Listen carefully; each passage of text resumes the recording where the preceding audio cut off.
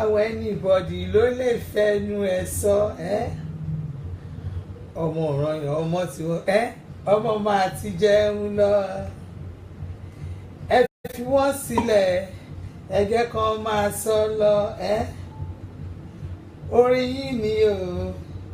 ẹ máa kọ́ la ohun tó bá wọn anybody ló lè fẹnu wọn sọ ọmọ ọ̀ràn yẹn ọmọ tí wọ́n táwọn ọmọ máa ti jẹun lọ ẹ fi wọ́n sílẹ̀ ẹ jẹ́ kán máa sọ lọ orin yìí ni o ẹ máa kọ́ lọ ọmọ ọ̀ràn yẹn ọmọ tí wọ́n táwọn ọmọ máa ti jẹun lọ ẹ fi wọ́n sílẹ̀ ẹ jẹ́ kán máa kọ́ lọ orin yìí ni o ẹ máa kọ́ lọ ẹ fi wọ́n sílẹ̀ ẹ jẹ́ kán máa sọ lọ ẹ jẹ́ kán máa kọrin yẹn lọ àwọn náà lórí tó ń kọ àwọn náà lẹ́nu tó fi ń kọrin ẹ má wo anybody you understand ẹ má wo anybody tí yín ni kẹ́ máa ṣe be happy you have to be happy ọlọ́run gbà bẹ́ẹ̀ you have to be happy kò sí nǹkan téèyàn fẹ́ kú lé lórí ní ayé tá a wà yìí ẹ̀yin èèyàn mi ṣẹ̀wọ̀ online kò sí nǹkan tó fẹ́ kú lé ní ayé tá a wà yìí ju pé you have to be happy with yourself o ní nǹkan méjì tó fẹ́ rojú kò mọ kínú ẹ máa dùn kò máa kínú ẹ máa dùn pé káyọ̀ ẹ máa kún ṣé nǹkan tí mò ń sọ ẹ̀yin èèyàn mi ẹ kálẹ́ happy Sunday this is another Sunday this is another Sunday tonic this is another edition ẹ̀yin tèmi ṣe wọ online tẹ bá wọ online má bá mi invite àwọn yẹn má bá mi pa wọn tí ń pé mo ti dé ẹ sọ pé mo ti dé bẹ́ẹ̀ má stop ṣe bẹ́ẹ̀ ti dé èmi kan náà ni mo ṣì ń jẹ́ bẹ́ẹ̀ Elizabeth Ọbára ni mo ṣì ń jẹ́ orúkọ mi nìyẹn ìtàn náà gbọmọ yes èmi nìyẹn o ẹ kálẹ́ ẹ máa show mi ní lọ́ọ̀fù ṣẹ́gbẹ́ tẹ bá ti ń wọlé máa yẹ kí n máa mọ ibi tẹ́ ẹ ti wá ẹ kálẹ́ ẹ kú ètò ẹ kú gbogbo ẹ kú yọ̀tọ̀ mi ẹ kú Sunday mo sọ pé tó wá wọn anybody ló lè fẹnu wọn san mo lọ́mọ òrànyàn o mo lọ́mọ tí wọ́n tá àwọn ọmọ ti jẹun lọ nìyẹn ọmọ ti jẹun lọ nìyẹn tèmi ò ṣe kò yé yín orin yẹn ni kẹ́ máa kọ ẹ̀hún yẹn ni kẹ́ máa kọ you have to be happy you have to give yourself rest of mind you don't need to kill yourself you don't need to die you have to be happy you have to look gorgeous you have to laugh ẹ̀yin tèmi ẹ kálẹ́ kò sí nǹkan kan èmi kan náà ni mo ní mo ṣì ń jẹ́ bẹ́ẹ̀ ọba ńlá Elizabeth ni mom sí tí mi ọmọdé olówó mo ṣì ń jẹ́ bẹ́ẹ̀ ni àwọn kan á pè mí wọ́n á ní mọ́mí stop ṣe bẹ́ẹ̀ máa dá wọn lóhùn àwọn kan á ní mọ́mí kò fóṣì máa ní mo ṣì ń jẹ́ bẹ́ẹ̀ màmá no nonsense orúkọ mi náà ni mo ṣì ń jẹ́ orúkọ mi náà ni gbogbo ẹ̀ ṣùgbọ́n báwo ni àwọn kan ti fún mi lóye o bá a ṣe ń wọdún lọ báyìí wọ́n kàn náà fún mi lóye ni oyè wo náà fún mi wọ́n lé mi níjọba sọ̀rọ̀sọ̀rọ̀ on live chat wọ́n lé mi níjọba náà gbéjọba yẹn lé mi lọ́wọ́ lẹ́nu mi gbọ̀rọ̀ gan wọ́n nítorí pé ẹnu mi yẹn gbọ̀rọ̀ gan náà ṣe fún mi níjọba sọ̀rọ̀sọ̀rọ̀ ẹnu mi gbọ̀rọ̀ kò ń ṣe pé bóyá kìíní omi ẹjọ́ ẹ má mi ò mi búbu o mi ò mọ bó ṣe máa ń búyàn mi mọ bó but pé ká sọ̀rọ̀ ká bá bẹ́ẹ̀ kó wà bẹ́ẹ̀ kó dúró déédéé ẹgbà bẹ́ẹ̀ wọ́n níjọba sọ̀rọ̀sọ̀rọ̀ náà fún mi wọ́n náà fún mi ò ṣóye yán fún mi lóye yẹn ní bá ṣe ń wọnú ọdún tuntun lọ ẹ kálẹ̀ òjàre mọ́ mi ìtàn náà gayérayé mi ní wáyẹ́ǹtì iṣẹ́ ìránṣẹ́ yìí kò ní di bàjẹ́ ẹ̀yin tèmi yẹn látàkùrẹ́ ìyá dáadáa náwọn yẹn àti Yẹ́misí Olúwa alẹ́ wa náà tó máa gba top 10 mi ní yíyá yìí ẹ gbà bẹ́ẹ̀ top 10 mi yẹn ẹ wo àwọn èèyàn kan ti ń jà sí tán ń jà sí rẹpẹtẹ àwọn kò sí fake náà ráyé wa èmi nìyẹn náà mo tún ti dé lálẹ́ mo ti wà lálẹ́ yìí a kú Sunday àdúpẹ́ lọ́wọ́ Ọlọ́run náà ni tí ò bá jẹ́ Ọlọ́run tá lèmi tá lẹ́yìn níwájú Ọlọ́run àìmọye èèyàn tó ti máa kú ṣùgbọ́n Ọlọ́run ló jẹ́ ká lè máa ṣakọ ló jẹ́ ká lè máa pó ó ní ká máa dẹ́ngẹ́ ó ní ká máa pó ó ní ká máa ṣe bó bá ṣe wà ó ní kò sí kan tó fẹ́ ṣe wá ó là ní ìṣòro ní ayé wa Ọlọ́run ni o Ọlọ́run ló jẹ́ kó sọ wá di ọ̀pọ̀ lójú ẹlẹ́gùsí lè fi yáta ẹ̀ kàn ṣe bó ṣe wọ̀ ẹ máa pó ẹ máa ṣe bó ṣe wọ̀ ẹ máa díjú yẹn kí lọ́ọ̀tà fẹ́ fi ń ṣe kò sí lọ́ọ̀tà fẹ́ fi ń ṣe bí ó ṣe pé kọ́kọ́ máa wòye torí pé kí ni ọmọ Ọlọ́run lẹ́yìn òkè lálẹ́ ẹ kí n go straight to the point ṣe ti má bẹ̀rẹ̀ sí ni máa ṣe polówó yẹn táìmù máa lọ mo ní kẹ́ fún mi ní polówó ọjà yín ní èyí tó da ẹ wò àwọn èèyàn máa gbọ́ lókè òkun máa wò káàkiri gbogbo àgbáyé wọ́n máa rí pé yes ọjà yín yẹn ta dáadáa ẹ káalẹ́ ẹ kú àṣálẹ́ ẹ káàsán ẹ kúrọ̀lẹ́ ẹ kú ó dàárọ̀ bákan náà ni ọlọ́run kan náà ló ń jẹ́ bẹ́ẹ̀ torí bó ṣe òun ló ṣe ń ṣọlá ẹ̀ òkè lálẹ́ iṣẹ́ mo pé topic tí mo sọ fún yín mo ní be happy yeah let me tell you be happy always don't give yourself distracted don't be distracted with anything ẹ jọba mi mo gbọ́ mi sókè mọ̀ sí elélùbọ̀ ẹ jẹ́ kó máa sọ káàkiri bó bá ṣe wọ́n ní kó máa sọ kó tó bá wọ́n ní kó sọ o àní káwọn aṣá ti bá àwọn èèyàn gidi rìn káwọn èèyàn gidi kó ti wà ní pé kí ni mo rí póòsì yẹn mo ní kí ni ẹ dà wọ́n nù mọ̀ sí ẹ dà wọ́n nù kọ́sọ́mà mi tó mọ̀jẹ̀ ẹ wo ẹ má wo láìní tiwọn rárá pé Yorùbá báwọn èèyàn gidi rìn sí àwọn èèyàn fìyà jẹ èèyàn àwọn tó ń sọ ọ̀rọ̀ yẹn gan ẹ má wo tiwọn ẹ wo mọ̀ sí elélùbọ̀ ẹ wo ẹ má ṣe bó ṣe wù yín I get aside that love you jàre be happy o ẹ má wo gbogbo yẹn láàárọ̀ ìgbà tí mo jí mi ò kàn ṣe jí ni mo ní kí ni màá kàn fún àwọn èèyàn mi o mo wá rántí story kan tí woman kan fún mi ní tó send message sí mi nígẹta message yẹn woman yẹn she was not happy she was just disturbing me nígbà tó di lánàá mo ní madam mo ní ẹ má ronú ọ̀rọ̀ yín ò ní ronú torí woman yẹn nígbà tó sọ gbọ́ ọ̀rọ̀ ara rẹ̀ fún mi àánú ẹ̀ ṣe mí mo wá wò láàárọ̀ mo kàn ṣe mo kàn wo topic yẹn ó ní mo fi ẹ rí pé aṣọ tí mo wọ̀ lọ sí church náà rí mi nídìí àti change ṣe nígbà tí mo kàn yà mo ní be happy you don't need to be worried don't be distracted jẹ́ kí nǹkan tó ń ṣe yẹn máa wò worry less ni bẹ́ẹ̀ ni o I get aside that worry less ni that's of ẹ̀kọ́ ẹ̀ka alẹ́ òjàre mo wá sọ fún woman mo ní kílẹ̀ ń worry ẹ má worry ara yín ẹgbẹ́ ti sẹ́gbẹ́ kan kò sí nǹkan tó ṣe kọjá àdúrà o ṣe rí gbogbo ẹ̀ náà tẹ́ bá gbàdúrà èèyàn ń gbàdúrà dé stage kan tó jẹ́ pé àwọn èèyàn kan wá wòye pé àdúrà yẹn wá fẹ́ máa fi àdúrà yẹn rẹ̀ jẹ́ wọ́n á sì mọ̀ pé àdúrà náà ló máa gbà àdúrà ṣùgbọ́n tó bá tó stage kan ẹ máa bí ní ká má gbàdúrà o ṣùgbọ́n àwọn kankan wà tó yẹ pé wàá kàn gbé ti sẹ́gbẹ́ kan ní pé yes ẹ jọ àwọn kankan ó ṣe gbogbo ẹ̀ náà ni àdúrà gbà mí ládùúrà òkè gba ẹ má ṣì mí gbọ́ but àwọn solution kan wà tí máa tún fún yín ṣàbọ̀ pé màá sọ fún yín mo ní àwọn kankan wà tó jẹ́ pé pásítọ̀ ò lè sọ fún yín wọn ò lè sọ fún yín wọ́n máa sọ pé kẹ́ máa gbàdúrà ni wọ́n á ní kẹ́ gbàwẹ̀ débi tẹ́ máa ní ọ̀sà kò dẹ̀ lè solve ẹ̀ but àwọn kankan máa wà tó jẹ́ pé action kankan ó máa solve ẹ̀ fún ẹ wọ́n tí ọ̀gọ́ tó bá fara ẹ̀ ṣe action máa solve everything wàá kàn gbé sẹ́gbẹ̀ẹ́ ni pé kí ni mi ò lè para nítorí ẹ jọ be happy you have to be happy always ọkùnrin ni obìnrin ni tó bá rí pé inú ilé tó ń gbé yẹn torí pé nira wà ń bẹ̀ fúnra ẹ ní sùúrù ó ṣe ìyàwó ẹ̀ ló ní ẹ lára wàá kàn wò ni pé ọmọbìnrin yóò gbọdọ̀ pa mí o má jẹun kú torí ọmọbìnrin yìí o be happy with yourself àti Títí Ògúnlọlá mi ò lè rí kí má kì í ẹ̀yin èèyàn mi gidi nìyẹn tẹ́ ẹ wọ pléènì láti London wá sí pàtí mi èèyàn gidi nìyí Títí Ògúnlọlá in fact mo gbé fún yín èèyàn nìyí mi ò lè fojú pa yín rẹ́ tí n bá sọ̀rọ̀ lọ́wọ́ gan mo gbọ́dọ̀ jáhùn torí yín bẹ́ẹ̀ ni ẹ máa gbọ́ tẹ́ bá gbọ́ àwọn kan amúnijáhùn àti Títí Ògúnlọlá amúnijáhùn nìyí o ẹ múnijọ́rọ̀ kò sí bí mi ò ṣe ní jọ́rọ̀ fún yín torí pé kí ni ẹ̀yin tèmi ni mi gbọ́dọ̀ fojú pa yín rẹ́ tí wàá lè mo gbé fún yín ṣe é rí pé bó ṣe rí màmá ìtọ́nú ògo yẹn gan mo gbé fún ọ lẹ́sẹ̀kẹsẹ̀ ni kí ọ̀ tó wọ mọ́tò látàkùrẹ́ wá bá mi lẹ́kọ̀ọ́ torí prógráàmù mi kí náà fẹ́ jẹ ṣọ́ fẹ́ jẹ jù rẹ̀ sí lọ́ní ṣùgbọ́n iyì là ń tà fúnra wa mo lọ́ọ̀fù yín dẹ́nu ẹlẹ́nu pa anyway èyí tí mò ń sọ lọ gẹ́gẹ́ bí èyí tí mò ń sọ lọ yẹn ò jàre kí tó yà wá báyìí ṣé wá rí ẹyẹ kí n sọ fún yín mo ní be happy with everything láyé ẹ you have to be happy o ní nǹkan tó ń ronú lé lórí ṣé kò yé yín ṣé wá rí nǹkan tí máa sọ fún yín don't blame anybody for your failure tó bá ti di pé tó ti bẹ̀rẹ̀ sí blame pé torí condition kan ní torí nǹkan kan ní tó ti lọ fail ó ti fail nìyẹn ayé ẹ̀ ti bàjẹ́ síbẹ̀ ní ẹnìyẹn don't blame anybody you have your life to live ayé kan ṣoṣo ló wà àwọn in fact ẹni tó dá ọ̀rọ̀ ayé kan ló wà yẹn lẹ̀ yẹn ní ìmẹ́ni tó dá ọ̀rọ̀ yẹn lẹ̀ o ẹni yẹn ó lẹ́nu pa ẹ̀wò máa ń po tí bá ti ń wo àwọn post àmọ́ ayé kan ló wà ẹni tó kọ́kọ́ kọ́ yẹn ẹni tó kọ́ dá kíní yẹn lẹ̀ Ọlọ́run mo gbé fún un ayé kan ló wà ayé ò pé méjì ayé ò pé méjì ayé kan ṣo ló wà in fact don't blame anybody for your failure tó bá ti fail ó fail nìyẹn kò sí nǹkan kò síbi tó fẹ́ gbé gbà don't give any excuse excuse pé torí pé kí ni torí pé èjì mi tí mo ṣì wà ní àbí ẹ ṣáà rí pé mi ò lọ́kọ ẹ rí pé single mother ni mí ẹ rí pé single father ni mí ẹ rí pé single parent ni mí ẹ rí pé widow ni mí ẹ rí pé widower ni mí ẹ rí pé marriage mi ò settle ẹ rí pé ọkọ mi ò tọ́jú mi ẹ rí pé ìyàwó mi ò ṣe dáadáa. You don't give any excuse.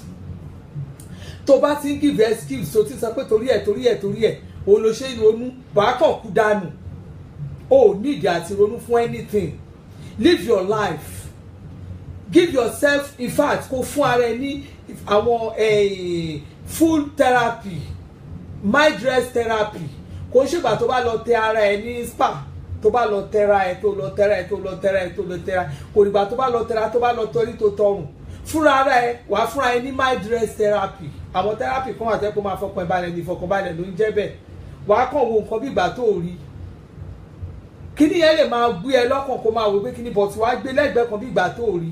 Live your life, give yourself rest of mind. Torí àwọn nǹkan tí ò tó nǹkan kan àwọn nǹkan kéékèèké yẹn ló jẹ́ kéèyàn kété kú tẹ́mi ẹ bá ti bọ́ nìyẹn ó ṣayé ẹ nìyẹn ayé o ti parí ayé nìyẹn. Tó bá ti kú fine, tó bá jóbìnrin ló kú Ọlọ́run èmi ò fẹ́ kéèyàn kú o torí pé kí ni kò sí nǹkan tí ò ṣe ṣe láyé yìí tó tẹ́mi ẹ bá ti wà kò sí nǹkan tí ò ṣe ṣe tó bá ti wà tó bá jẹ́ obìnrin tó bá lọ ronú tó lọ rò pé bóyá bí marriage mi ṣe ń ṣe tó kàn lọ ronú tó lọ gbéra ẹlẹ́mìí gbóná má jẹ́ tẹ̀ tó bá ti kú báyìí you will be surprised obìnrin tí ọkùnrin yẹn máa fẹ́ á wá wo gbogbo àwọn àléébù ara ẹ tẹ́lẹ̀ bóyá ò pupa dáadáa á lọ wá bóyá àwọn pupa lóhùn ló lọ gbé ìtọ́ ti tán ń gbéra wọn káàkiri tán hide fún ẹ á kàn gbé wọlé ni àwọn èyí tó hùn náà obìnrin yẹn ló máa select á kàn gbé wọlé ni ìwọ ti kú tiẹ̀ nìyẹn ayé kan ṣo ló wà so ò nídìí kan láti máa bọ́ ò lè jẹ́ nǹkan kíkan kó gbé ẹlẹ́mìí gbóná tó bá dẹ̀ jẹ́ ọkùnrin náà ni tó bá jẹ́ obìnrin tó jẹ́ pé ọkùnrin ló ti bá tiẹ̀ lọ obìnrin yẹn á wá lọ wá baba sugar daddy àwọn bàbá tó dáa tó ti wò pé bóyá ìnira kan lọkùnrin yẹn ń fún bóyá ó ń gbé lẹ́mìí gbóná bóyá kò gbogbo á wá bẹ̀rẹ̀ sí ṣa ọkùnrin bókè sẹ́yìn ni aláàjì òkè ṣé òkè máa rí lọ́la òkè bọ́dà Raimi máa rí lọ́tùlá òkè bọ́dà Sam òkè àti sọ̀rọ̀ á wá bẹ̀rẹ̀ sí máa ṣàámù ó máa sẹ̀lẹ́ẹ̀tì ni obìnrin máa sẹ̀lẹ́ẹ̀tì kó tó wá ẹlòmíì tó máa gorí ẹ̀ ni. Make sure you laugh always ẹ máa rẹ́rìn ní gbogbo ìgbà máa rẹ́rìn máa jẹ́ kí gbogbo ọ̀rọ̀ ẹ kó máa bọ́ sẹ́rìn máa jẹ́ kẹ́rìn máa bọ́ lẹ́nu ẹ don't be sadist máa rẹ́rìn kó máa rí pé òun rẹ́rìn don't allow anybody to kill your joy. Tó bá ti rí pé bóyá wà nílé òtí ẹ̀mọ́ nǹkan tó fẹ́ ṣe o lè fi orin sí orin tó bá nífẹ̀ẹ́ sí jù wàá forí sí wàá jó inú àádùn tó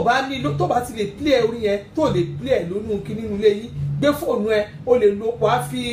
fi earpiece sétí wàá máa jó inú ẹ máa dùn jẹ́ kí inú ẹ máa dùn ẹ jẹ́ kí inú yín máa dùn you can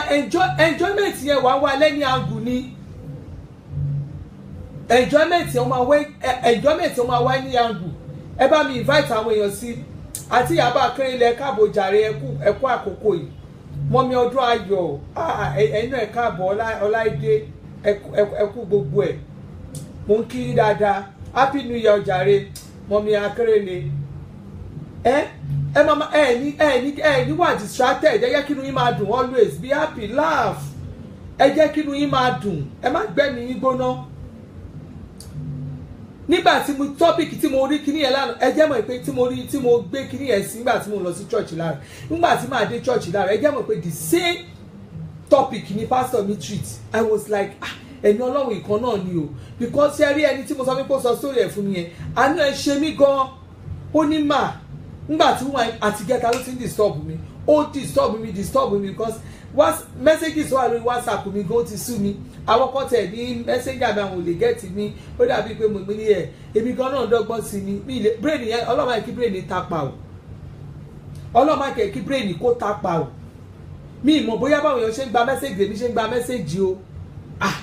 woman ni ma òun fẹ́ sọ fún yín ni ọkọ wọn àwọn fẹ́ rárá àwọn 11 years ago in fact ó ní dárúkọ bó bí ètí máa dárúkọ lórí láì mi ó ní kí n dárúkọ ó ní kí n fẹ́ káwọn èèyàn advice òun fẹ́ kíní kan àwọn èèyàn máa advice lórí kíní èmi ò tí ì lè máa ṣe máa pè wọlé torí 1 hour program ni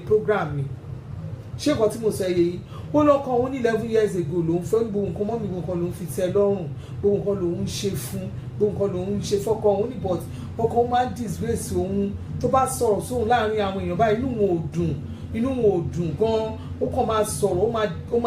ó máa kọ́ra mọ́ òun máa jágbe mọ́ òun gbogbo nǹkan lòun dẹ̀ fi tẹ́ lọ́rùn pé fúnga àwọn ìyàwó àwọn ọ̀rẹ́ ń wò ó bíi pé bóyá kò ń jẹ́ ìyàwó wọn but ọkọ wọn ò respect òun and kó máa tún dùn òun ẹni pé mo post ẹ̀ mo ní tó bá mo fi post ẹ̀ pé tí ọkùnrin bá wà tí ò bá lè ṣe sorry fún obìnrin kò ń ṣe gbogbo nǹkan náà ni wọ́n máa sọ pé ìbásùn ó ní ọkọ òun ní kò wá sí bó ṣe lè ṣẹ̀wọ̀n láyè ó ló máa dá sírọ̀ fún ní kò ní ṣe sorry fóun ó ló máa wò ó bá ní kò ní ṣe sorry ó ní nẹ́ẹ̀sì tó wá máa ṣe ó ló máa ní òkè kó òun súnmọ́ bí àwọn fẹ́ bá òun sùn mú ní ṣé kókó nìyẹn ni ọkùnrin tó bá ti ṣe obìnrin tí ò bá ti lè bẹ obìnrin kò di dandan kò ṣe gbogbo ẹ̀ náà ní máa bọ̀ no tó bá ti ṣẹ́ tó bá ti bẹ́ ó lè tọ́nú ẹ̀ but tó o bá ti bẹ́ tó rò pé bẹ́yà kínní nǹkan òkè o fi ọgbẹ́ inú nǹkan tó dùn o fi sílẹ̀ o ní dandan nígbà tí o bá da nǹkan lẹ̀ ìyẹn kọ́ ni kókó mo wá sọ fún mi ní màdàmú ní ẹ̀mọ́ nǹkan tẹ́ máa ṣe mo ní nǹkan tó ṣẹlẹ̀ ní pé ẹ̀yin fúnra yẹn para yín mọ́ bójú ọdún 6 ló tó sọ pé òun rẹ́dí àti ṣe sorry ọdún 6 náà ni ẹ jẹ́ kó máa ó ní because ó tẹ́ ti mu ó lọ máa lọ mo ní ẹjọ́ lọ fẹ́yàwó torí gbogbo àwọn máa lọ fẹ́yàwó máa lọ gbóbìnrin ó jẹ́ kí obìnrin míì kò jẹ́ kóbìnrin míì mọ ẹ̀tọ́ ẹ̀ nínú ilé mo sọ fún mi ní ẹ jẹ́ kó lọ ẹ wo ó fẹ́ lọ gbé èèyàn kan ó fẹ́ lọ ṣe kíní kan yẹn ṣe rí kó má lọ gbé èèyàn kó má lọ òun ló jẹ́ kí obìnrin míì kó jẹ́ pé ó máa kú sínú ìṣòro yẹn ni ẹ filẹ̀ ẹ jẹ́ kó lọ tẹ́ olómi ló máa rẹ̀ mo sọ fún mi ní olómi ló máa rẹ̀ bẹ́ẹ̀ mi ṣe járúgbó ìbọ́kùnrin kan treat mi fá nǹkan tí màá ṣe ni màá ṣe I don't know kó ṣe gbọ́ náà kó ṣe gbọ́ nǹkan mo sọ fún màmí ẹ wò ẹ fi ọkàn yín balẹ̀ àwọn kankan wà tó yẹ pé o lè ṣe fúnra rẹ̀ tó lè múnú ẹ dùn tó bá rí pé you are looking around pé ó dàbí pé ṣòro ti fẹ́ mẹ́mí ó fẹ́ look around anywhere níbi tó ti lè rí joy bẹ́ẹ̀ ni brother mi akimi ní wẹ́ẹ̀tì Fẹ́mi Adéníyì God bless you thank you mommy Grace you look around ibi tó ti lè rí joy wá àwọn ibi tó ti lè rìn tó ti lè rí joy tínú ẹ máa dùn don't be sadist má kàn lọ jókòó kó kàn jókòó find people around you àwọn ọ̀rẹ́ tó lè bá ṣeré tó bá jẹ́ ẹni tí ò kí yan ọ̀rẹ́ tó bá rí pé bóyá ìṣòro yẹn fẹ́ fún ẹ ó fẹ́ pa ẹ́ gbogbo ẹ wò àwọn ọ̀rẹ́ gidi náà ṣì wà àwọn èèyàn gidi wà ọkùnrin gidi tó lè advice ẹ kò ń ṣe gbogbo nǹkan náà fi ń ṣe bí àlè kò ń ṣe gbogbo obìnrin kò ń ṣe gbogbo nǹkan náà lóbìnrin máa fi ń ṣe pé ẹ jẹ́ ká lọ bára wa sùn àwọn kan wà they will just take you as a friend they will advise you má kú sínú ìṣòro yẹn tó bá lọ kú sínú ìṣòro kan kú ní ẹ mọ iye àwọn ẹlòmíì tó máa kàn sùn tó máa ló kàn sùn nígbà tó sùn kò dẹ̀ jí mọ́ ẹni tó sùn tí ò jí mọ́ yẹn ìbànújẹ́ kan ló gbé sùn ẹ kò ń ṣe gbogbo nǹkan náà fi sọ pé bóyá ó jẹ gbèsè àìmọye ẹni tí ò jẹ gbèsè tó jẹ́ pé ọgbẹ́ ọkàn ló gbé sùn nígbà tí ìwọ ọkùnrin obìnrin tẹ̀sí wà lé bóyá obìnrin ló ti lọ ṣe fàájì ara ẹ tó wá ń fún ọkọ ẹ nínira ọkùnrin yẹn ò lè ní kó kú náà ò lè filẹ̀ kó ní kó kú ọkùnrin yẹn náà gbọ́dọ̀ live life rẹ̀ the same thing pẹ̀lú obìnrin gbọ́dọ̀ wà nílé kọkùnrin wa máa sọ pé torí pé ojóbìnrin kò bẹ̀rẹ̀ sí fìyà jẹ kò bẹ̀rẹ̀ sí fara ní kò bẹ̀rẹ̀ sí fún níṣòro look around wábi tó ti lè rí joy láàrin àwọn ọ̀rẹ́ ìjókòó sáàrin wọn kó ṣe fàájì kẹjọ ṣe fàájì tó bá jẹ́ mineral ló mọ̀ ọ́n mú gbé mineral sẹ́gbẹ̀ẹ́ kó fi sí máa ń sọ fún yín Ọlọ́run tó bá jẹ́ wine ní red wine kò bà àwẹ̀ jẹ́ kò bà gbàgbọ́ jẹ́ téèyàn kan bá sọ fún yín pé red wine bà ìgbàgbọ́ jẹ́ irọ́ ló pa fún yín wọ́n ní sòótọ́ ọ̀rọ̀ fún yín rọra fi sí lábẹ́lẹ̀ kó ra máa síìpù ẹ̀ tó bá ti síìpù ẹ̀ dẹ̀wọ́nú ilé ẹ̀ kó lọ sùn má fi ìṣòro ayé má fi pa ayé ara ẹ̀ torí ẹni tó fẹ́ torí ẹ̀kú yẹn kò rí tí ẹ rò ẹni tó bá rí tí ẹ rò ọ̀rọ̀ in fact ọ̀rẹ́ ò lè díjọ́ kejì inú ẹ̀ thank God ẹni tí mo sọ rẹ̀ òun náà wà online báyìí so kò sí nǹkan kan because mo ti sọ ẹ̀yin èèyàn náà ẹ̀ tún máa bá mi fi advice náà ẹ̀ máa bá mi tún fi correct ẹ̀ because àwọn ọ̀rọ̀ míì gan máa sọ tó ti yẹ pé ká sọ̀rọ̀ kí ọ̀rọ̀ yẹn kúrò ń bẹ̀, you continue to disturb ẹ, wọ́n máa dà mí láàmú ni, mọ́mí ẹ wò bó tún ṣe ṣe, ẹ wo bó tún ṣe ṣe. má tira ẹ mọ́lé, má tira ẹ mọ́lé. àwọn kan wà tó jẹ́ pé tí ìṣòro bá ti dé, ẹlòmíì bóyá gbèsè ló jẹ, bóyá nǹkankan ló kàn ṣe, bóyá kàn rí pé nǹkankan ṣẹlẹ̀ sóhun, àbóyá ó ti ronú bó ṣe fẹ́ san owó gbèsè tó jẹ, bóyá inú ilé gan, bóyá ìyàwó òfin lọ́kàn, bóyá ọkọ ni òfin lọ́kàn balẹ̀ ní, bóyá ó fẹ́ san owó ilé ní, bóyá ó fẹ́ ṣe kíní. tó bá ti tira ẹ mọ́ inú ilé tó bẹ̀rẹ̀ sí ronú, depression máa wá, wàá kú. o ní ìdá ti tira ẹ mọ́ inú ilé. bẹ́ẹ̀ ni depression is real. o ní ìdá ti tira ẹ mọ́ inú ilé. tó bá ti rí pé o ti fẹ́ di pé o fẹ́ máa feel lonely, o fẹ́ máa dá jókòó, kó má kàn lọ dá, because àwọn nǹkan míì wàá kàn jókòó wàá kàn ṣe yẹn, ẹlòmíì ti lọ happy new year ma, ẹlòmíì ti lọ tó ṣe yẹn ó ti kú. so ńgbà tó bá ń ṣe tó dákẹ́, wọ́n bá anábọ́tà ẹnu ilé wá ní nǹkan kò ṣe, wọ́n jọ sọ̀rọ̀ ní ìṣe ló kàn dé wá dákẹ́. má jẹ́ kí depression pa ẹ́ sílé, má dáfúrẹ́ sínú ilé. tó bá rí i pé kò ṣe pé kí ni, bọ́ síta gbangba, kó jáde síta gbangba, kó lọ báwọn èèyàn ṣeré. tó o bá ríbi tó fẹ́ lọ sí cinema house, lọ sí cinema kó lọ wo fíìmù, kó ṣayé ẹ̀ kó wo fíìmù, kó ṣe bó ṣe wù ẹ́. o ò ní ìdí àti ronú kankan, o ò ní ìdí àti jẹ́ kí ìrònú kan àbí kankan, mi ìrówó skul lọ́mọ sán ní o, mi ìṣe kíní kan ní o, mi ìrí nǹkan, ẹ wò. Yes, all you need to do is socialize and do what? Yes, you socialize. That is part of it. pàápàá àwọn tí depression pa ẹ ní pé àwọn tó ti mọ̀, number one, àwọn tí ò lọ́rẹ̀ẹ́, àwọn tí ò léèyàn tó ń súnmọ́, àwọn tó ọmọ ibi tó fẹ́ lọ, àwọn tó ọmọ ẹni tó fẹ́ pè. lójijì tí wàhálà ẹ bá dé, wọn lè control ara wọn. at the end of the day, nǹkan tí ò tó nǹkan wá kàn dákẹ́, wọ́n á dẹ̀ kú síbẹ̀. tó bá dẹ̀ ti kú, bóyá ọkọ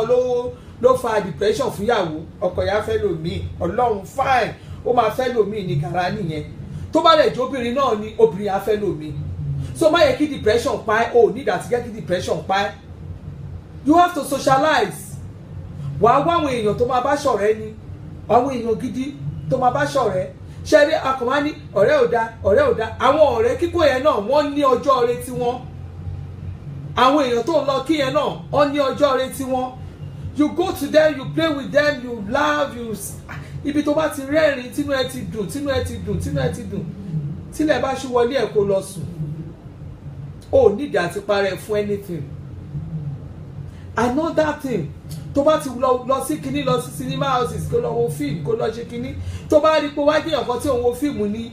Ọlọ́run Elédùmarè, lọ sí online, kó lọ wá àwọn godgu, kó lọ wá àwọn comedy kinní yẹn. tó bá gbà kó tó ti dé ṣọ pé gbogbo onídàtà pàápàá ìtẹ̀ wàá lo ìbò tẹ̀ ní problem yẹn, wàá lọ wọnú kíni, wàá máa rẹ́rìn kẹ́kẹ́kẹ́, wàá lọ tó wàá rẹ́rìn rẹ́rìn online. you can go online, kẹ́ wọnú Facebook yìí, kẹ́ lọ rí àwọn àìmọye live chat tẹ́ máa wò. tó bá wo live chat mi báyìí, wàá rẹ́rìn ẹni afẹ́ bọ́ àwọn live chat tá à ń ṣe. wàá wo page ẹlòmíì báyìí, wàá rẹ́rìn tó máa pa ẹ́ lẹ́rìn. má lọ síbi tó ti ń ṣépè, lọ kó bá fẹ́ gbọ́ live chat. àwọn kan wà tó jẹ́ pé tó bá ń wo live chat wọn máa rẹ́rìn lọ ni. àwọn ètò lè pa ẹ́ lẹ́rìn yẹn, go there kó lọ rẹ́rìn. àwọn inspiration ones wà tó jẹ́ pé wọ́n máa inspire gan lórí gbogbo àwọn kan. you go online, ẹ lọ wo live chat, kẹ́ ṣe gbogbo àwọn educative ones fẹ́ gbọ́. kò nídìí àti parẹ́ sínú ilé tó bá rí pé ò lè ṣe yẹn. mo ti sọ fún tẹ́lẹ̀ kẹ́ step ẹ̀ down. gbogbo òṣòro yẹn ẹ̀kọ́ step ẹ̀ down ni. ẹ̀kọ́ tó bá ẹ̀kọ́ máa fọ̀rọ̀ wọn táyé, máa fọ̀rọ̀ wọn ṣáyé, máa fọ̀rọ̀ wọn mutí, máa fọ̀rọ̀ wọn jáyé. wàá kọ́ ara máa fi sí wọn, máa síìpù ẹ̀, wàá fọ̀rọ̀ wọn, ó máa gbé gbogbo òṣì, ó máa gbé sẹ́gbẹ̀ẹ́ ni, tá ń lò òṣì. torí ẹ̀ lè ní ẹ wò láti ilẹ̀ ní èmi ẹ wò no nonsense woman ni mí, omi ìráyè òṣì kò sí, ẹ wò kò sí kankan, kò sí ṣó. torí ẹ̀ Ọlọ́run má jàrí kò ṣe dáadáa, táwọn èèyàn wọ́n máa ń ka sórí mi tí n bá kú. ẹ lè ka iye iṣẹ́ tí mo ṣe tán, ẹ lè ka business wo business mo ti ṣe láyé mi bí mo ṣe kéré ṣe ẹni tí kan bá block tọ́nà kan bá block báyìí máa wò pé wò ó lè là mí mọ́lẹ̀ mo ti ti bọ́ síbò mi tí mi bá ṣe mo tún sí ó lè là mí mọ́lẹ̀ mo ti ti bọ́ síbò mi torí mo ẹ wo mo ṣòro defeat èmi ò ń gba defeat I don't take it kó tó defeat mi wàá rìn o tó bá lo fẹ́ defeat mi wàá rìn torí pé mi bí mo ṣe wà yìí tó bá lo wo tó bá fẹ́ fi jíjẹ oúnjẹ sú mi èmi Àṣàbí máa fi àìjẹ máa fi tẹ́ ẹ lọ́rùn so kò sí nǹkan tó lè fi mú mi ó lè fi nǹkan kan mú mi kọ́nà kankan torí pé kí ni bóyá torí pé arúgbó ló tọ́ mi so my grandma will always tell me pé gbogbo challenges tó bá ti dé bá ẹ gbogbo òṣòro tó bá ti dé bá ẹ̀dá á ní kó gbà bó ṣe rí wọ́n á ní kó gbà bó ṣe rí á nítorí pé Ọlọ́run fúnra rẹ̀ ló mọ ẹni tẹ́nì kò mọ̀ nígbà yẹn torí pé bóyá torí ibi tí mo gbé dàgbà ni o ìyá bàbá mi máa sọ fún wa ní alimurigébi wá ṣáàdàtì uramọ́ni ràìmì malálàjà kí ló ń jẹ́ bẹ́ẹ̀ àná Ọlọ́run ló mọ tẹ́nì kò mọ̀ wà ní bẹ́ẹ̀ ni Ọlọ́run ló mọ tẹ́nì kò mọ̀ lọ́run tó bá ti ń lọ wúra ẹ tó ti wò pé ìṣòro yìí o ẹ̀mí àkànbọ́ lásán wàá kú ó máa kú dànù kò sí nǹkan kan tó bá ti kú wá ṣe àti gbé màmá relé àti gbé bàbá relé àti gbé ṣé yẹn ló fẹ́ jẹ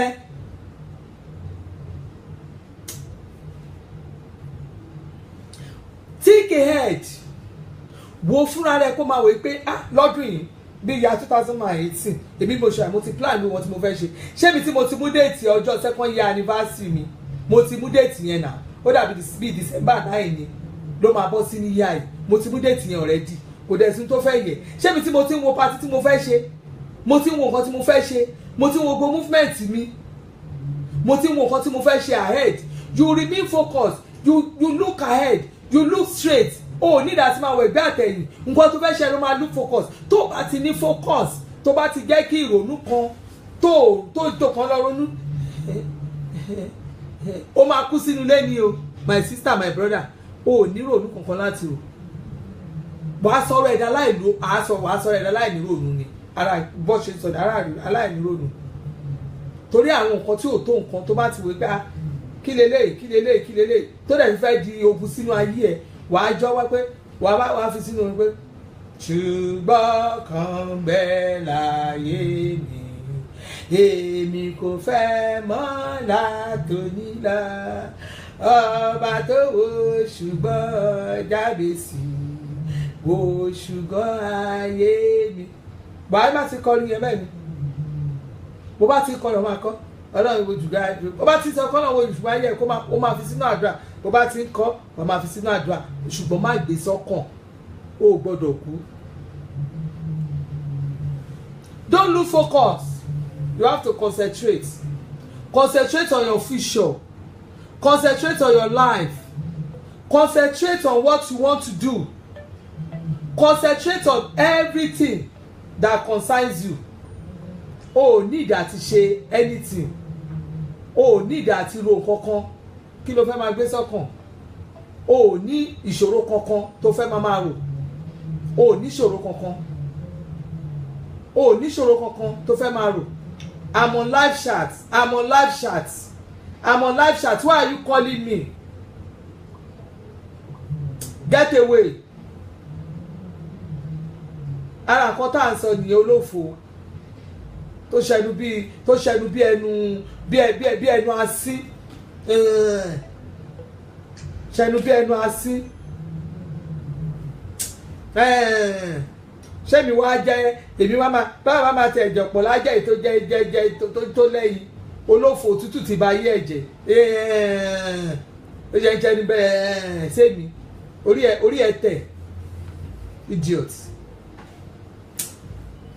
Ẹ̀yin èèyàn mi ò jà gẹ́gẹ́ bí ọ̀rọ̀ tá à ń sọ̀rọ̀ ó kàn distract mi ni mo ti rò pé bóyá àwọn fans mi gidi tó jẹ́ pé kí n tiẹ̀ bá sọ̀rọ̀ pé bóyá kíní ìgbà tó wá fi American line pé ààrẹ ni tó lọ lú òyìnbó rí àbó gbọ́ pé mi ò dá Amẹ́ríkà rí o tẹ́rẹ̀dì o má tún pè mí mọ́ anyway o jàre, you concentrate, you don't lose focus, do your things the way you know how to do it, so that ìwọ fúnra rẹ inú ẹ máa dùn, gbogbo nǹkan ẹ máa lọ déédéé, wọ́n máa ṣe kíní. Focus on your business, concentrate on your business. Má jẹ́ kí ìrònú kan kó pa yí ẹ kí o ti máa ronú ìwọ Ọlọ́run báwọn ìfẹ́ ṣe ṣòro yìí ó ga bẹ́ẹ̀ rí báyìí o. Ẹlòmíì gbà tí ṣòro bá ba tán bá ń bá tí ṣòro bá ba gbà tí ó máa ń sọ fún mi mọ́mì bó ṣe wà yẹn, in fact ó ti jáde, òun ò tẹ̀lé dìde lórí bẹ́ẹ̀dì, òun kàn wà lórí bẹ́ẹ̀dì ni, in fact kò sọ̀rọ̀ sóhun. Mo ní ìyá ti jayé ẹ, tiẹ̀ ti bá ẹ. Ó jẹ́ kéèyàn kan fi ẹ́ sórí bẹ́ẹ̀dì, o ò dìde lẹ́gbẹ̀ẹ́, wàá ti dìde, wàá ti fi ẹ́ sórí bẹ́ẹ̀dì ń bẹ̀. Ṣó dìgbà tó bá kún torí ọkùnrin, àbó dìgbà tó bá kún torí obìnrin? Do your things, focus on your business, don't be distracted. Ẹ má kàn lọ jókòó kẹ́kọ̀ọ́ lọ jókòó rẹ̀ gẹ̀dẹ̀ kan, ibi tó bá yẹ kó lọ síbẹ̀. Má torí pé torí kíní no, don't be distracted. Do your things the way you know how to do it. Concentrate on your business. O ò gbọ́dọ̀ lose the focus ni. O ò gbọ́dọ̀ lose the focus. Kí la dé lose the focus fún? Mọ́mí mi lè jáde wò, in fact mi lè jáde láti gẹta, mo kàn wá lé ní, mo kàn ń sunkún ni. Mo ní ó sunkún kí ló dé? Lórí pọ́pọ́ ẹ̀ṣẹ̀ kò tún lè bẹ́ẹ̀, ó tún wá fi ẹ́ ṣakọ, ó fi ẹgbẹ́ rọ́ọ̀fù ẹ̀dà, ẹ kàn máa jáde ni, tó bá ti jáde báyìí ó ń jáde lọ ni, ó ń jáde lọ ni, ó ń jáde lọ ni, mo ló ń jáde lọ. Nígbà tó ń jáde lọ, o ò dẹ̀ fúnra rẹ̀ o kàn ní nǹkan tó lè ṣe lọ́kàn ara ẹ̀, o níbi tí wọ́n gan lè lọ lọ́kàn ara ẹ̀. Ṣó dìgbà tó jẹ́ pé bó ṣe lọ yẹn, ó bá bẹ nínú kákò, ó bẹ ẹni tó ṣẹ̀ ẹ́, you will end up in begging him. Ìwọ ló tún máa bẹ̀ ẹ́. You will end up in begging him. Ẹ̀yin most of àwọn obìnrin ẹ ti sọ right nínú jìnnàjìnnà lórí pé ọkọ mi o. You don't, in fact, need àti sọ right ẹnu. Ẹni tó bá ṣẹ̀ bóbìnrin bá ṣe ọkọ ẹ̀, tó bá ti lè mú obìnrin láti lè máa kúnlẹ̀ pé má bínú, ìwọ ọkùnrin kò sí nǹkan tó ní kó má bẹ̀ ìyàwó ẹ, tó bá ti ṣẹ̀ ìyàwó ẹ kó bẹ̀ ẹ́. Tó o bá ti bẹ̀ ìyàwó ẹ, tó ti jẹ́ pé ìyàwó ẹ o ti ṣẹ̀ o ti rí pé o ti ṣẹ̀ ìyàwó ẹ o rí pé kiri yìí ó nídìí ẹ̀bẹ̀, o ò dẹ̀ bẹ̀, o fẹ́ lo power, o fẹ́ ṣe èmi lọ́kọ nínú ilé, gbogbo nǹkan kọ́ lèèyàn fi ṣọkọ nínú ilé, gbogbo nǹkan kọ́ lèèyàn fi ṣọkọ nínú ilé. Tí ọkùnrin tó o bá ṣọ́ra gan lórí èmi ni mo ní, at least èmi lọ, tó o bá ṣọ́ra àwọn nǹkan tí ò tó nǹkan ní ilé mi fi ń dàrú, àwọn nǹkan tí ò wọ́ ọ̀tẹ̀ akọ̀dá lé yẹn rú, kò dẹ̀ ní ṣe tó mọ̀, kò sí nǹkan tí wọ́n fẹ́ ṣe sí. Tó bá ṣe nǹkan in a normal way, tó bá ṣe nǹkan in a normal way, kò sí bó ṣe lè ń kórí nǹkan ẹ máa lọ the way you want it, but tó ṣe nǹkan in a normal way. So obìnrin tó filẹ̀ lẹ́yìn, tó ò rí ti ẹ̀rù, tó filẹ̀ lọ́la, tó ò rí ti ẹ̀rù, ṣó fẹ́ pa sílé ni, á jáde, ó máa jáde fine. Tó bá ti jáde, ẹ ti jọ wà ní wá tó wà ní, kò ń ṣe gbogbo nǹkan náà ní bíbá sùn, kò ń ṣe gbogbo nǹkan ní bíbá sùn. Níbi tí ọmọbìnrin yẹn gbé sọ̀rọ̀ ara ẹ̀ fún mi, ó ní mọ́mì, ó ní ẹjẹ́ mọ̀ pé ní ọdún yìí táwọn wá ìbọn ṣe happy new year yìí, ó lọ́kọ òun tí sùn mọ́ òun, múna ẹ̀ ń jà ní, ṣé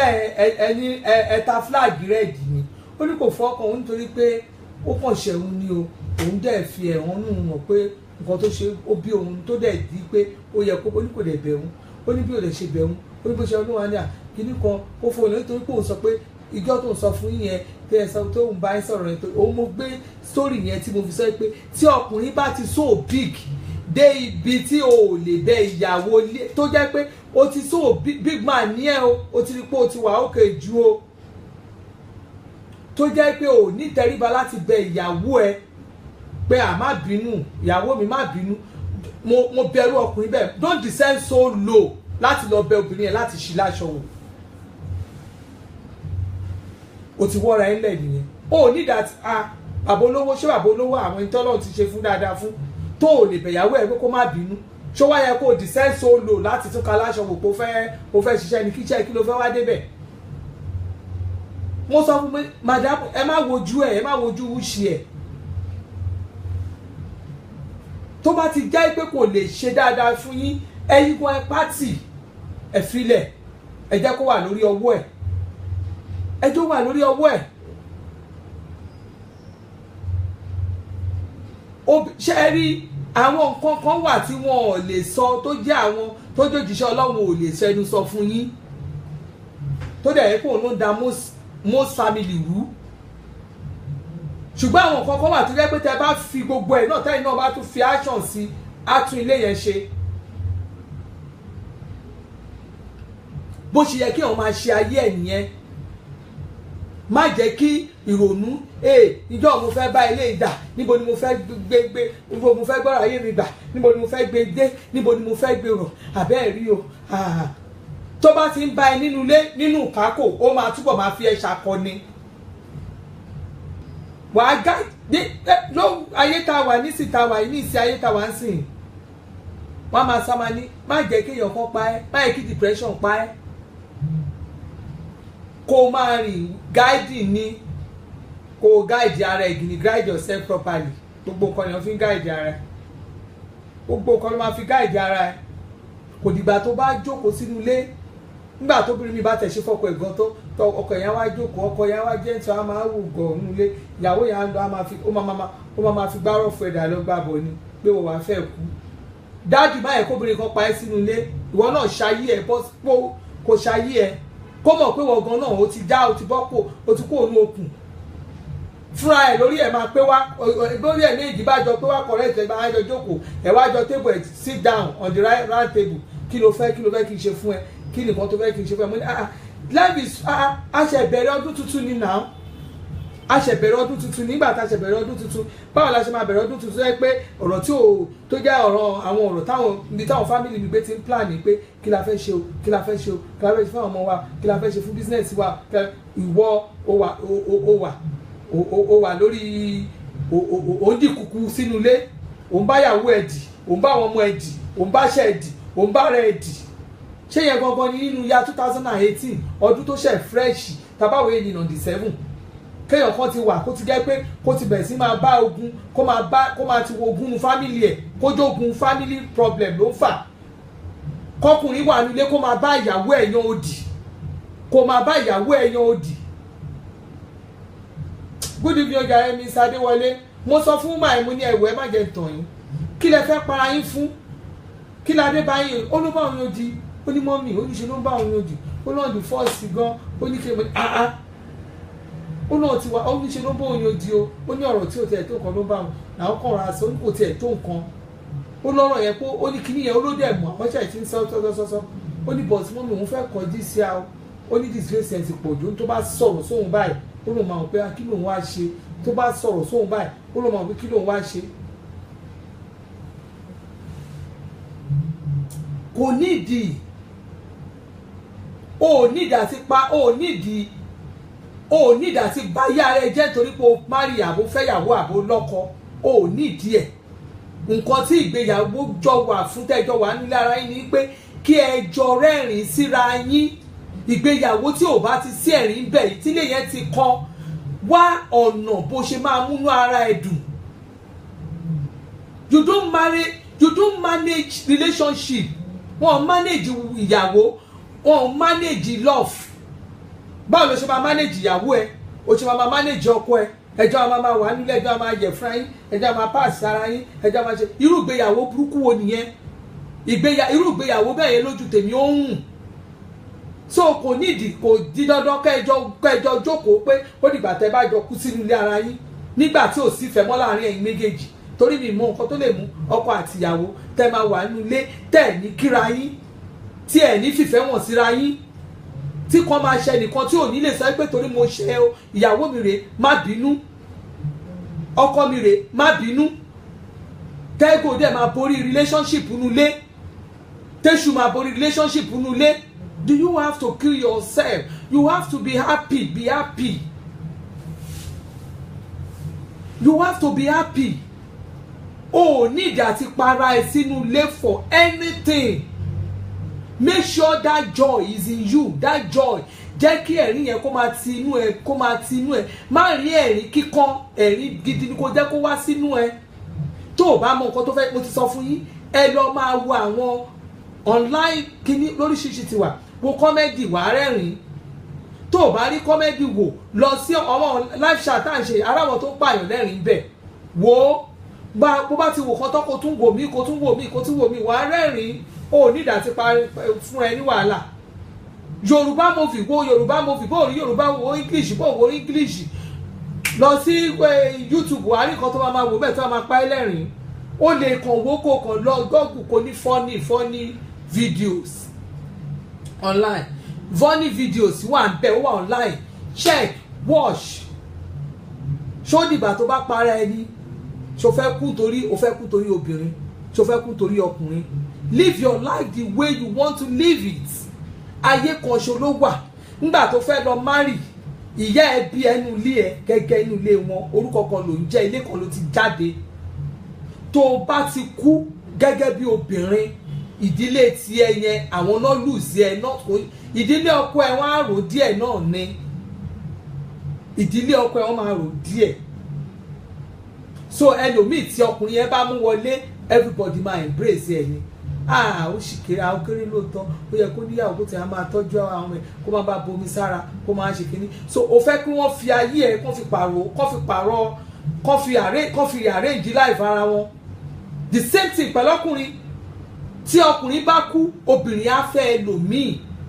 Á wá mú gbogbo àwọn ìṣòro tí wọ́n ti ṣe yẹn. Ọkọ wọn máa ń pariwo jù, ọkọ wọn máa ń ṣe báyìí, ọkọ wọn ò ń tọ́jú ọmọ, ọkọ á wá ṣe wá lọ mú ẹni tó perfect than you ló ṣe máa wá fẹ́. Ṣó dìgbà tó bá fi ayé ẹ̀ ṣe practice, ṣó dìgbà tó bá fi ayé ẹ̀ ṣe experiment, ṣó dìgbà tó bá fi ayé ẹ̀ ṣe àkàwé tán wé pé ókè o nígbà ayé lágbájá ó jẹ́ yà má lọ fẹ́ ẹni tó fẹ́ ń gbà yẹn, ṣé o mọ̀ pé ìyàwó ẹ̀ yẹn o mọ̀ pé kò ń ṣe bẹ̀ dáadáa, ọ̀wá lọ́wọ́ ẹni tó mọ̀ bẹ̀ ṣe. Ṣé ìyàwó ẹ̀ tó jẹ́ pé kò bó ṣe wà yẹn kò máa rá mú, ọ̀wá lọ́wọ́ ẹni tó máa rá mú. Owó tí ẹni yẹn ò bẹ ẹ ná, tíyàwó àná ò bẹ ẹ ná, tíyàwó ń bẹ manage tó ń wò pé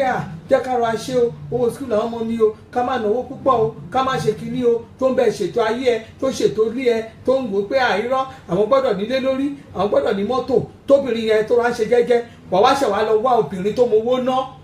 èyí tó máa gbé ọlá ẹ jáde. Ìyẹn ló ṣẹ̀ máa ná owó ayé ẹ. Ṣó dìgbà tí èèyàn kan bá fi ẹ́ ṣe experiment tẹ́ni yẹn kú dànù. Torí náà you have to be wise. Èèyàn máa ń guiding ní bí àṣà ẹnìkan, ó máa guide ara ẹni, guiding ní. Èyí tó bá ti rí pé kò pay ẹ wà máa ra fọgbọ́n máa live life ẹ jẹ́jẹ́ ni. Ìyá mi Alájà Káṣá máa ṣe dáadáa, God bless you ma, bless you, mo like yín gan, ẹ ṣé gan. Ẹ̀yin gan oníṣọ̀rọ̀ sọ, àwọn ìyá mi gangan ni àwọn náà sọ̀rọ̀ ni wọ́n. The relationship has ended, let them go and separate ways. Yes o bẹ́ẹ̀ ni, because ẹ̀yin náà rí pé ẹni ọ̀rọ̀ yẹn mo ti sọ fún mo ní ọkọ ẹ, mo ní ọkọ ń sọ ni mo lọ́kọ ẹ yẹn ò nífẹ̀ẹ́ mọ́, ó kàn ń rọ́jú ni, ọkọ ẹ yẹn ò nífẹ̀ẹ́ mọ́. Mr. Kenny Adewale, I love this program, thank you sir, God bless you. Òótọ́ ọ̀rọ̀ nǹkan tó ń ṣẹlẹ̀ làwọn sọ ń bí. Mo sọ fún mo ní ọkọ ẹ ò nífẹ̀ẹ́ mọ́, tọkọ ẹ bá nífẹ̀ẹ́ àwọn nǹkan tó sọ kalẹ̀ yóò tó nǹkan. Torí nígbà tó rojọ́ yẹn ọkọ ẹ ló ṣẹ̀. Mo ní kò dẹ̀bẹ̀, ó ní kò bẹ̀ wọn, ó ló ti mọ lára, ó ní kò bẹ̀ wọn, ó ní kò ní bẹ̀ wọn, ó ní kò bẹ̀ wọn rí. Ó lóun wá wò pé kí ló dé ó máa ṣẹ̀ wọn ò ní bẹ̀ wọn. Tó bá ti akọ̀mọ́rọ̀ akọ̀ sweep ẹ̀ under the grass. Bó bá ti bá a sùn ó ti, mo ní kí nìyẹn. Ó ní but this time mọ́mí ó ní òun kàn ti ẹ̀ fẹ́, ó ní kò bẹ̀ wọn, ó ní òun ní tí ò bá ti mọ̀ ní tí ò bá ti mọ̀ ẹ bẹ́ẹ̀. Báwo ni wọ́n ṣe máa ṣe orúkọ bàtàbàtà bẹ́ẹ̀ tó máa sweep ẹ̀ under the grass tí ò bá ti bẹ̀ ẹ̀mí náà máa wò ó. Èwo ni kí ọmọ máa sọ pé nígbà tó bá ṣe gan mọ́lẹ̀ bẹ̀ ṣé yẹn náà fi ń bẹ̀bẹ̀. pa lójú pa lọ́la ojoojúmọ́ ni wàá máa insult wàá máa bú wàá máa ṣe oríṣiríṣi fún lójú àwọn èèyàn wàá bú títì wàá bú ń ta o disgrace ẹ̀ ń ta gbangba o bẹ́ẹ̀ o tún wọlé o tún ṣapá kan kọ́ńtọ́ mo sọ fún mi ní ẹ wò ọkọ yín ò fẹ́ràn yín ẹ lọ jókòó èmi ò parọ́ fún yàn tó bá fẹ́ràn yín kò ní máa hùwà bẹ́ẹ̀ yẹn torí ìyàwó téèyàn bá fẹ́ràn o ò ní ṣe ìyàwó ẹ o ò lè jẹ́ kí ojú kó ṣe é rí bẹ́ẹ̀ mi ṣe wà mí mọ́ bí mo mí mọ́ I don't know mi gbọ́dọ̀ ọkọ mi ò gbọ́dọ̀ romi lójú mi àwọn ọkùnrin kan àwọn ò gbọ́dọ̀ romi lójú ọkùnrin obìnrin ò gbọ́dọ̀ ṣomi lójú tó bá sunkún àwòpẹ́ akílódé nǹkan tó ń pè nífẹ̀ẹ́ nìyẹn ṣùgbọ́n gbà tọkùnrin ò bá ti lè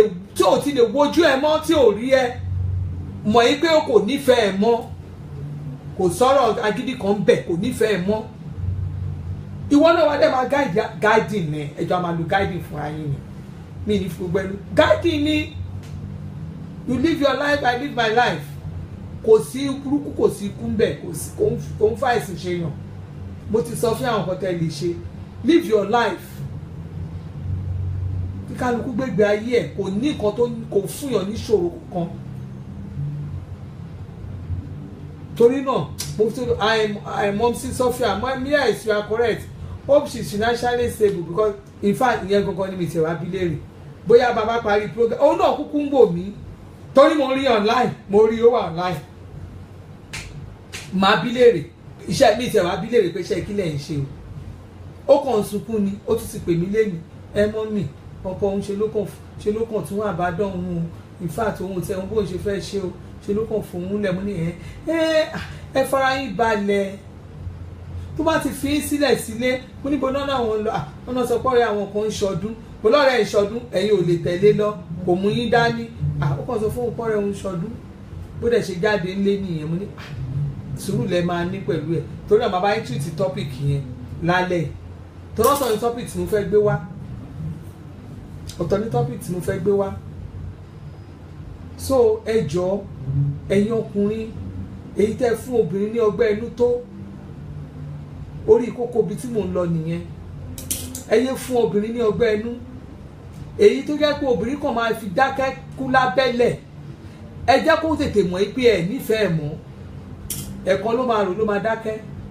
ṣùgbọ́n gbà tóbìnrin bá wà ní tẹ́ máa pàṣẹ tẹ́ máa fi sílẹ̀ tẹ́ máa àbádọ́n ẹ̀ sínú ilé tẹ́ fọwọ́ kàn tẹ́ ṣe kinní tẹ́ tí nǹkan kan ò ṣe wé kinní obìnrin lọ́dún ní ọdún abẹ̀rẹ̀ ọdún ọkùnrin tí at least happy new year obìnrin ọkùnrin tí ò bá ti ṣe aṣọ ìyàwó ẹ̀ lù láì ṣe pé ó tẹ red flag kàn wé ọkùnrin yẹn dáadáa ìkà lọkùnrin yẹn ọkùnrin tí ò ṣe aṣọ ìyàwó ẹ̀ wò tó wò pé ó níbi tó ń lọ ta ṣe happy new year gbogbo èèyàn ló ń kí wọn ara wọn kú ọdún àwọn èèyàn ń kíra wọn kú ọdún bára mi báyìí mo ṣe síkì tó jẹ́ ara mi ò yá mo ṣe síkì tó bàbá stop ṣe bẹ́ẹ̀ gan kò wí pé ara mi ò yá kò wò mí pé ara mi ò yá kò bò mí ní pé inú ẹ̀ ló máa gbádùn sí nínú ọdún tuntun báwo ló ṣe ní ṣíyàwó ẹ̀ láṣọ wò this is first second third èyí lọ́jọ́ keje ò ṣíyàwó ẹ̀ láṣọ wò ó wá bínú kọ̀ǹtàkọ̀ǹtà nu ilé òun lọ òun bọ̀ ló ń lọ ó níbi tó ń lọ dá sí náà mo sọ fún un ó níbi tó ń lọ dá sí má jẹ́ kó pa ẹ́ sínú ilé má jẹ́ kó pa ẹ́ sínú ilé depression pààyàn má yẹ kí depression ọkùnrin pa ẹ́ sínú ilé if the women kill them now they will start saying rubbish kò tí ẹ̀ dìgbà tóbìnrin bá pa ọkùnrin ìyẹn lèmi ò tẹ́ fọwọ́ sí kàkóbìnrin bá bẹ̀rẹ̀ sí ni máa ṣiṣẹ́ burúkú tó ń sọ pé ó ń ṣe wọ́n ní ìyẹn tó bá rí bẹ́ẹ̀ ká kó lọ ní ẹ̀ṣẹ̀ lọ́rùn kúrò ń bẹ̀.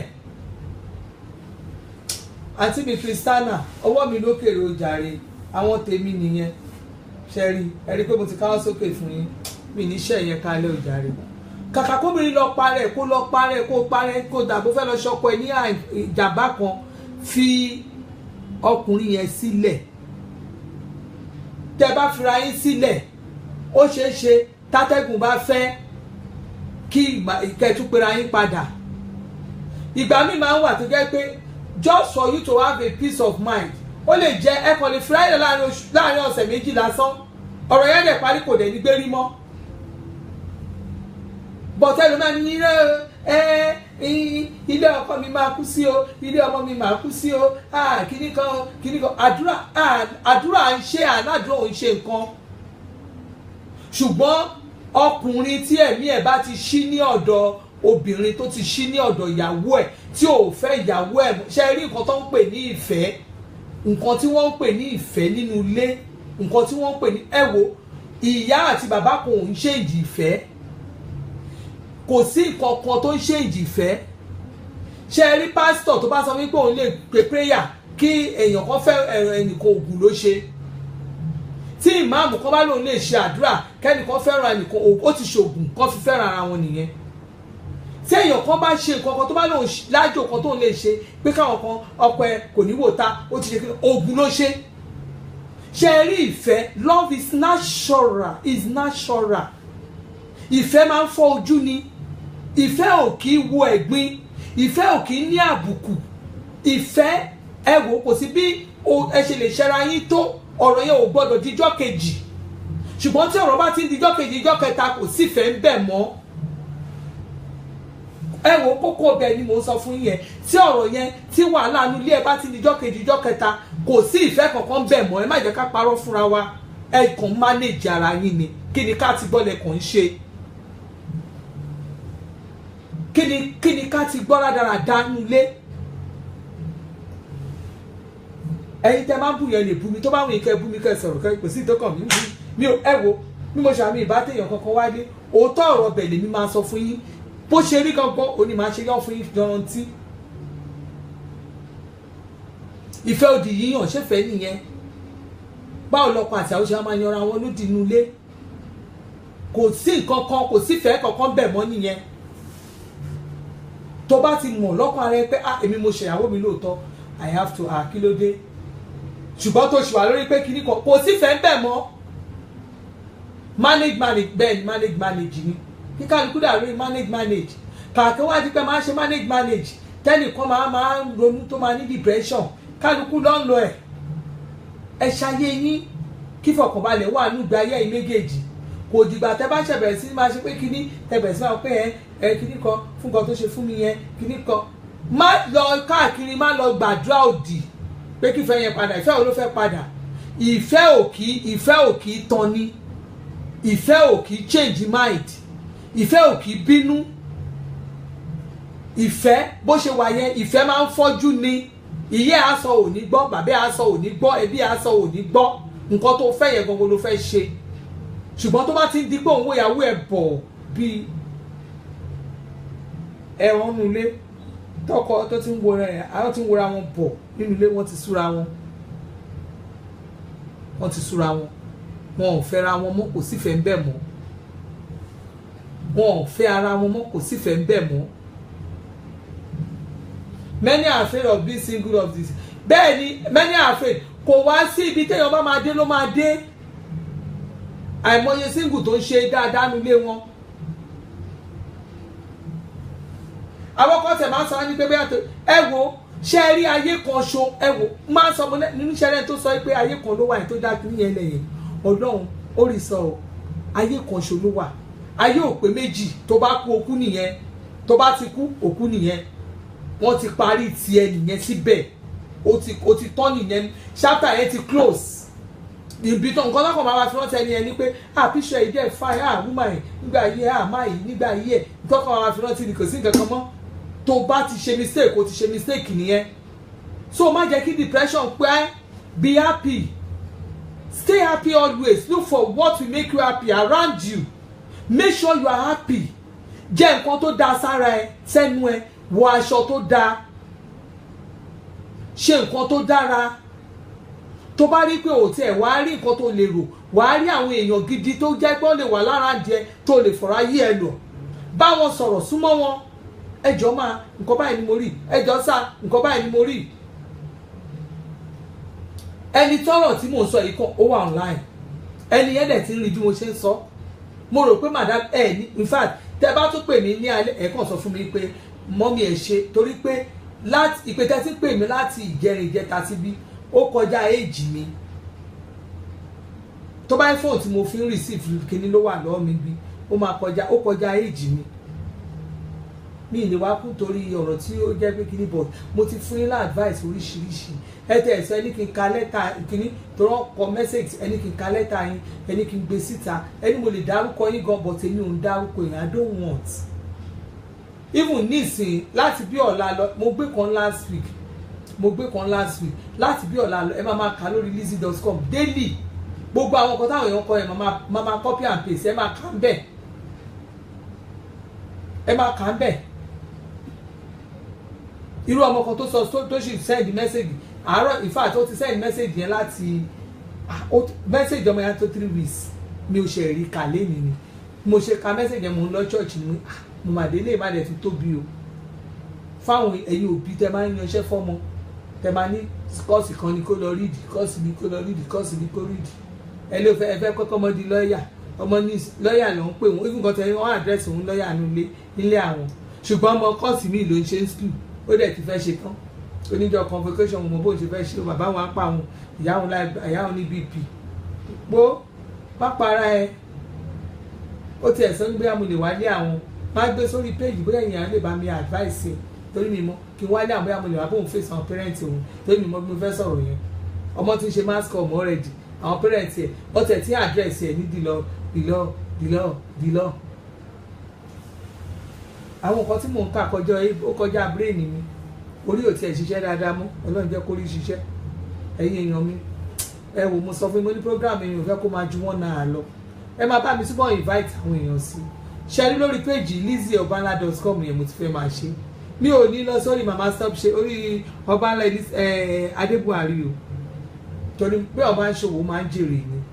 mi mind ká máa ti pọ̀ ní mo pa ṣe máa pọ̀ sí díẹ̀díẹ̀ náà la máa pọ̀ sí mi mind mo fi tóbi ọlọ́run bẹ̀ wá ẹ máa bá mi share fídíò mi ẹ máa yẹ káwọn èèyàn like page mi lizzy.com tẹ bá ti like page mi tẹ́ ẹ̀ ń bá mi pe àwọn èèyàn tẹ́ ẹ̀ ń bá mi share fídíò mi tẹ́ ẹ̀ ń bá mi sọ fáwọn èèyàn ọ̀rọ̀ ọlọ́gbọ́n lèmi máa bá yín sọ ọ̀rọ̀ tó máa tún ilé yín ṣe ọ̀rọ̀ tó máa táyé yín ṣe ọ̀rọ̀ tí ò ní dá lé yín o lèmi máa bá yín sọ èmi ò ń báyọ̀ kan sọ̀rọ̀ mi ò ní nǹkan tí mo lè bá yín sọ ju pé àwọn nǹkan tẹ lálẹ́ ìsìn mo mọ̀ pé ìkọ̀kan ti rí ọgbọ́n kọ́ náà nǹkan tí mo sọ torí náà ẹ̀yin èèyàn mi ẹ ṣe dáadáa síra yín nulẹ̀ ìwọ tó bá rí pé wẹ̀ ò dá síyàwó ẹ̀ change ẹ̀ tí wẹ̀ ò bá dá sọ́kọ ẹ̀ change ẹ̀ tí wẹ̀ ò bá sálábàgbé ẹ̀ change ẹ̀ be happy make sure you are happy má yẹ kínú ẹ bàjẹ́ má yẹ kínú ẹ máa bàjẹ́ máa rẹ́rìn-ín ṣe nǹkan tínú ẹ máa fi dùn tó bá rí tó lọ sí sinimá wo fíìmù ṣe gbogbo ẹ̀ Mr. Aláréwájú Babalọ́lá ẹ̀ka alẹ́ òjàre so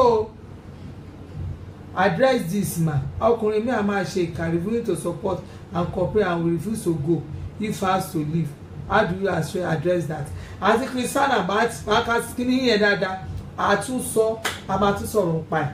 tó bá nídìí àti lọ sí part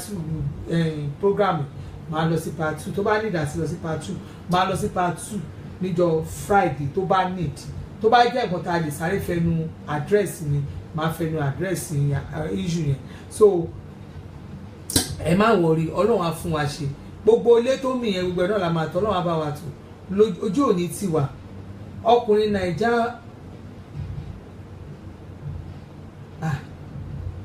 anumọ́ra ni wọ́n àbálẹ̀ ṣe ọwọ́ ọkùnrin Naija wọn ò lámùmọ́ra àbíbálẹ̀ ṣe kọ́ yìí anyway kò sí problem ọlọ́run á ṣàánú wa ọlọ́run á fún wa ṣe ṣẹ́nìkan tẹ́ bá fẹ́ sọ yẹn àti Christiana ẹ lè tún kọ́ sórí sí mi lórí WhatsApp ẹ̀ sílẹ̀ dáadáa so mo lè treat kéèsì yẹn tí bá rí pé ó jẹ́ kínní so ẹ̀yin èèyàn mi ojú òní tí ì lágbára ọlọ́run ẹbí lẹ́ máa rí ní gbogbo ìgbà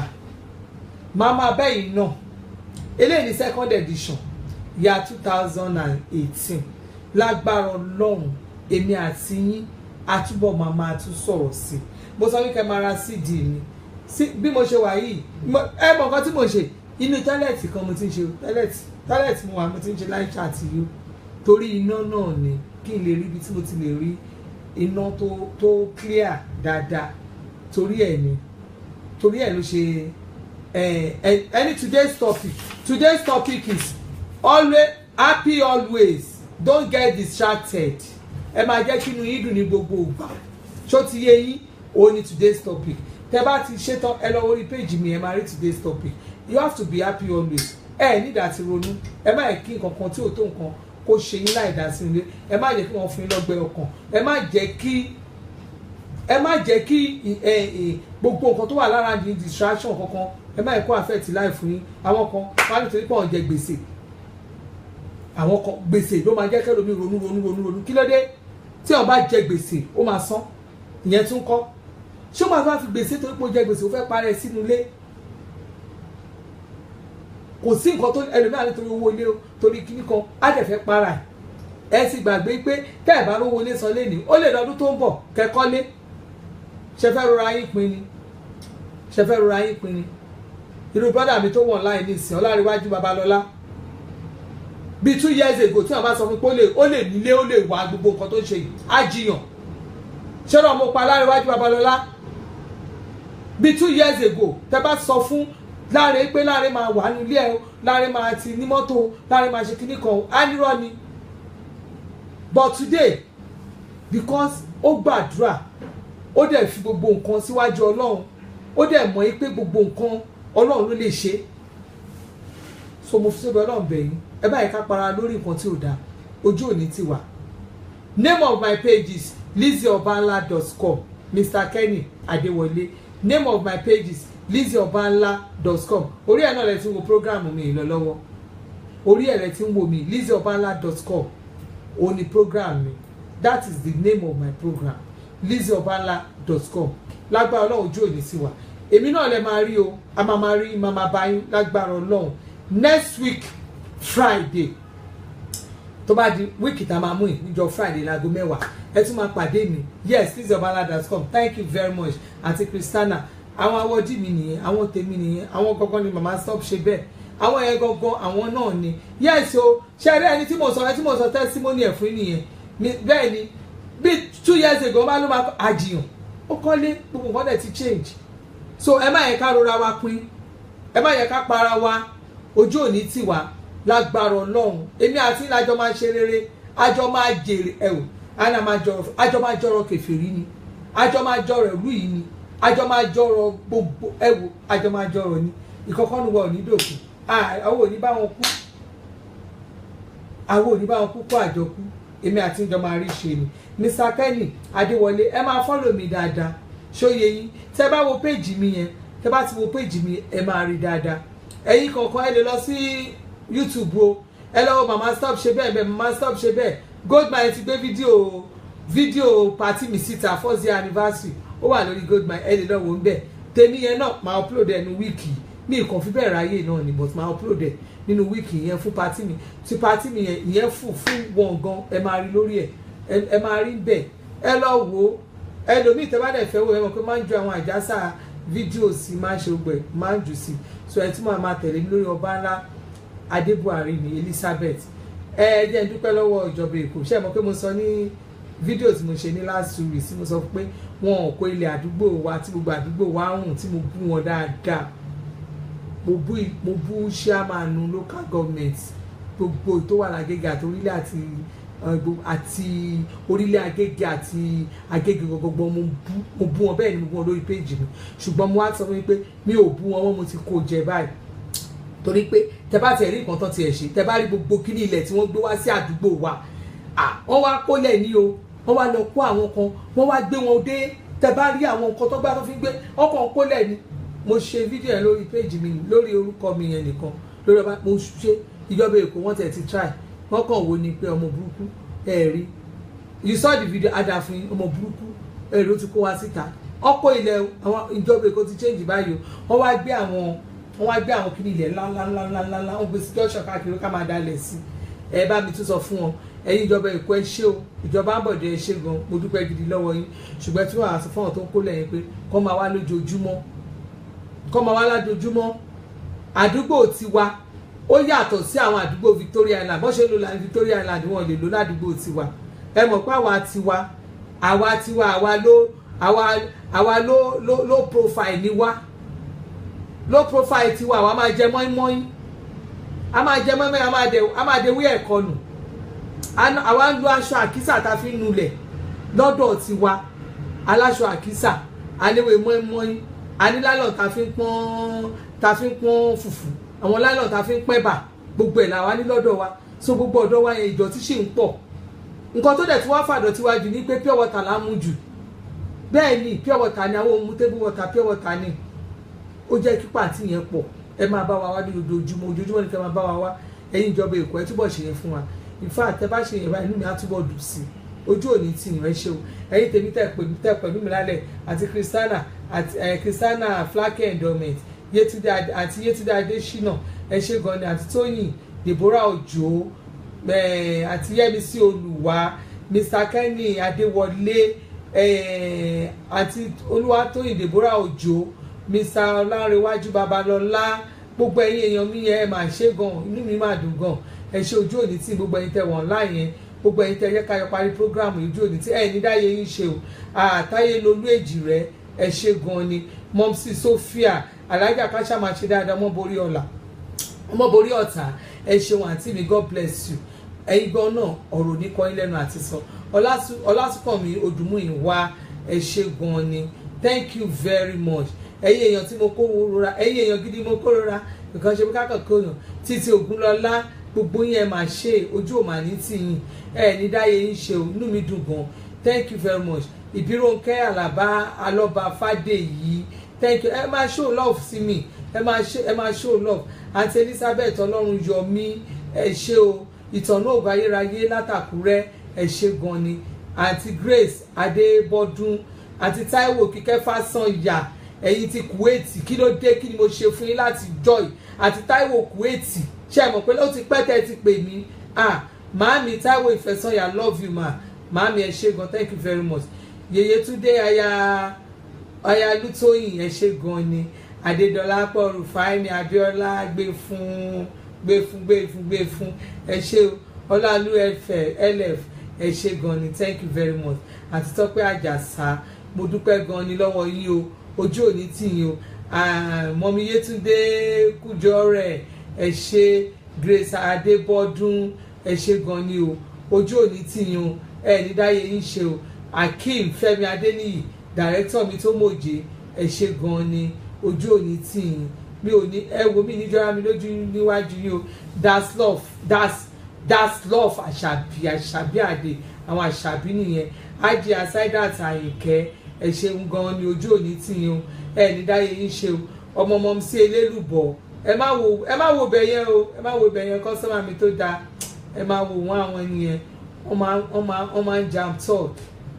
kí ló kàn yín pé àwọn kan ń ṣe pati àwọn kan lọ pati àwọn kan ń ṣe kínní ṣẹni tó ń lọ ṣe bẹ́ẹ̀ gbogbo ẹ̀ náà lẹ́ẹ̀kan yẹn ẹ̀yin ẹ̀rí gbogbo èrè tẹ́ jẹ́ nínú nígbà tẹ́ ẹ bá àwọn èèyàn ṣe ẹ má dá wọn lóhùn wọ́n fẹ́ sẹ́yìn dídà bí mo ṣe dà ní ẹ máa ṣe tí bọ́lọ̀ bá ṣe fẹ́ yín ẹ̀yin tèmi ọ̀sẹ̀ náà ni àtúnra lọ́sẹ̀ tó ń bọ̀ ó dàárọ̀ ojú òní tìyàn àníkàsùn rè ẹ má jà sí o ẹ ra ṣe o àti David Adéògùnláyè thank you very much thank you very much thank you love you all love you all love you all.